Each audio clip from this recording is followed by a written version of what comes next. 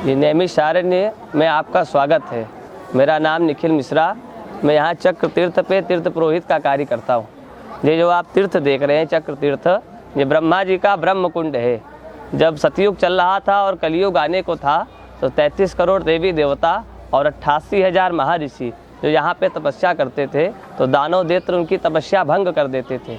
तो वो पितामह ब्रह्मा के पास गए जो इस सृष्टि के रचयिता है और उनसे यह प्रश्न किया कि हे भगवान, जब कल को कलिकाल आएगा, जब कलयुग आएगा तो ऐसा कौन सा भूमि होगा, ऐसा कौन सा क्षेत्र होगा जहाँ हम थोड़ी ही देर तपस्या करके सतयुग जैसा फल तथा 4 गुना यश और कीर्ति प्राप्त करेंगे। तो वो भगवान ब्रह्मा के पास गए, उनसे यह प्रश्न किया तो भगवान ब्रह्मा कहते हैं हम तुम्हें ऐसे कोई भूमि नहीं बतला सकते हैं। हम अपने मनोशक्ति के द्वारा एक चक्र की उत्पत्ति करते हैं। ये चक्र जहाँ भी छीड़ होगा या जहाँ भी गिरेगा वह इस संसार की सबसे पवित्र भूमि होगी।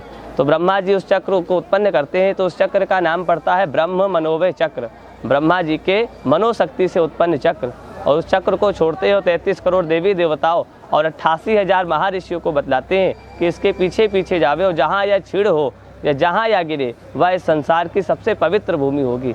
तो इस पृथ्वी तल पर 9 आरण्य है, जम्बुका आरण्य, सिद्धुका आरण्य, बद्रिका आरण्य, अंबिका आरण्य, माधवा आरण्य, उत्पला आरण्य, अतशिरा आरण्य और तत्श्री नैमिषारण्य। इस तीर्थ का नाम है नैमिषारण्य।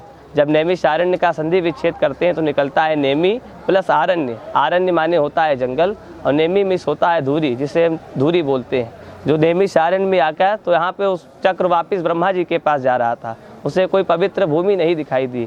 यहाँ पे जो आप बीच में गोल चक्र देख रहे हैं ये ललितांबा मैया का अष्टकोड़ी हवन कुंड थे। यहाँ पे ललितांबा मैया भारतवर्ष में 52 शक्तिपीठें हैं, उसमें जो सबसे बड़ी शक्तिपीठ है वो नैमिषारण्य में माता ओम नमो भगवते वासुदेवाय का जप 24 घंटे करती थी, जिसका पवित्र धुआं आकाश मंडल को निकलता था तो उसका धुआं और चक्र का टकराव हो गया। जिस प्रकार लोहे को लोहा काटता है, चुंबक सिक्के को खींचता है, उस प्रकार उस पवित्र धुएं ने चक्र को अपनी ओर आकर्षित कर लिया।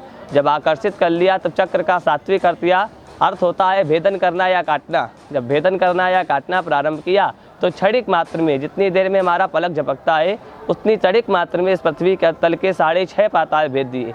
इस पृथ्वी तल पर 7 पाताल हैं, अतल, बितल, सुतल, तल, तलातल, रसातल और आखिरी में महापाताल आता है। जब 6.5 पाताल भेद दिए तो पुनः सभी देवतागण और ऋषि मुनि अचंभित हुए कि हे भगवान, ये शेष आधा पाताल बचा है, अगर यह भी कट गया तो पृथ्वी जलमग्न हो जाएगी, हम तपस्या करने योग्य नहीं बचेंगे। तो सभी ऋषि मुनि और देवताओं में हाहाकार हो गया कि इस चक्र को रोकिए अन्यथा अनर्थ हो गया। वह पुनः ब्रह्मा जी के पास गए कि हे भगवान, इस शक्ति को जिसको आपने छोड़ा है, इस चक्र को रोकिए। तो भगवान कहते हैं हमारे पास इस शक्ति को छोड़ने की शक्ति है, रोकने की शक्ति नहीं है। शक्ति से बड़ी या शक्ति से परे आदि शक्ति जगत जननी राजराजेश्वरी त्रिपुर सुंदरी पराम्बिका आदि कालों से त्रिकुंड नाम के पर्वत पर नैमिषारण्य में विद्यमान है। आप सभी देवतागण ऋषि मुनि माता के समीप जाएं, वही इस शक्ति को रोक सकती है। सभी देवतागण ऋषि मुनि पितामह ब्रह्मा के इस वचन को सुनकर माता के समीप पहुँचे और उनसे निवेदन किया, या देवी सर्वभूतेषु शक्ति रूपेण संचिता रक्षा रूपेण संचिता नमः तस्मै नमः तस्मै नमः तस्मै नमो नमः। माता ऋषियों की पुकार सुनकर प्रकट होती है और 6.5 पाताल पे उस चक्र की शिखा, जिसे हम लोग चोटी बोलते हैं, वहीं स्थापित कर देती है। वहीं से स्वतः जल आता है, जितना ज़्यादा हो जाता है वो गौ घाट में, गौ घाट से गोदावरी में, गोदावरी से ब्रह्मकुंड में और ब्रह्मकुंड से सीधे गोमती को जाया करता है। इस तीर्थ का महत्व ये है, जैसे हमारे आपके माता पिता शांत हो जाते हैं, नहीं रहते इस संसार में, उनकी इस पूरे भारतवर्ष में 3 गया है। प्रथम गया चरण गया जी बिहार में जाते हैं, पितरों के नाम से पिंडदान तर्पण गया श्राद्ध करते हैं तो पितरों की पैरों की पूजा होती है। द्वितीय गया नाभि गया नैमिषारण्य में जाते हैं, वहाँ पे किसी भी प्रकार की पितरों का कार्य करने से पितरों का पेट भरता है। तृतीय गया कृपाल गया बद्रिका आश्रम, बद्री नारायण में जाते हैं, वहाँ पितरों के नाम से कोई भी कार्य करने से पितरों की सर की पूजा होती है। नैमिषारण्य में मुख्य 7 स्थान बतलाए गए हैं, चक्र तीर्थम भूतनाथम व्यासम सूतम च शौनकम ललिताम देवदेवेश्वरम वंदे सप्त विनायकम। चक्र तीर्थ के बाद भूतनाथ भगवान का दर्शन करते हैं। भारतवर्ष में 12 ज्योतिर्लिंग है, जितना भी ज्योतिर्लिंग है सभी लिंगाकार है, परंतु यहाँ पे स्वयंभू स्वरूप भगवान शिव का दर्शन प्राप्त होता है। शिव के साथ महाविष्णु, आप कहीं भी जाएंगे भारतवर्ष में शिव भगवान में आपको विष्णु भगवान का स्थान नहीं मिलेगा, परंतु यहाँ संपूर्ण विष्णु दर्शन है। उनकी 2 पत्नियाँ हैं, श्रीदेवी और भूदेवी, 3 द्वारपाल हैं, जय विजय और गरुड़ जी महाराज। गया में गजोधर नाथ, काशी में विश्वनाथ, नेपाल में पशुपतिनाथ और नैमिषारण्य में बाबा भूतेश्वर नाथ का दर्शन प्राप्त होता है। भूतनाथ के बाद हम लोग हनुमानगढ़ी का दर्शन करते हैं। संपूर्ण भारतवर्ष में 3 हनुमानगढ़ी हैं, अयोध्या में, इलाहाबाद में और नैमिषारण्य में। अयोध्या में वीर आसन पर बैठे हुए, इलाहाबाद में संगम के किनारे लेटे हुए और नैमिषारण्य में पाताल से नहीं रावण का वध करके 21 हाथ की विशाल मूर्ति खड़ी हुई है।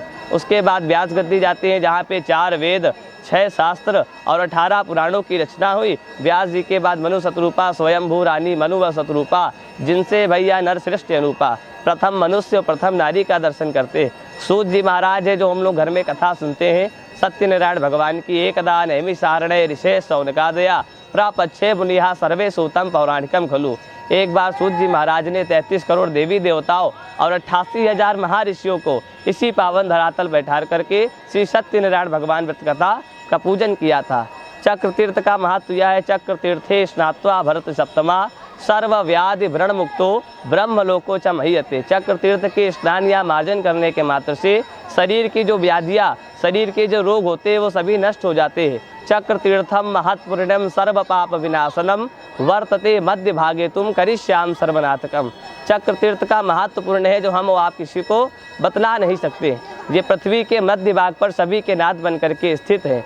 चक्र तीर्थेषु प्रथमम नैमिषम पुण्यम चक्र तीर्थम च पुष्करम अन्येषां चैव तीर्थानां संख्या नास्ति च महीयते। चक्र तीर्थ में ब्रह्मा जी का स्थान है और पुष्कर में ब्रह्मा जी का स्थान है। चक्र तीर्थ के बाद पुष्कर का दर्शन करते हैं। यही नैमिषारण्य का महत्व है। बोलो नमो नारायण भगवान की जय।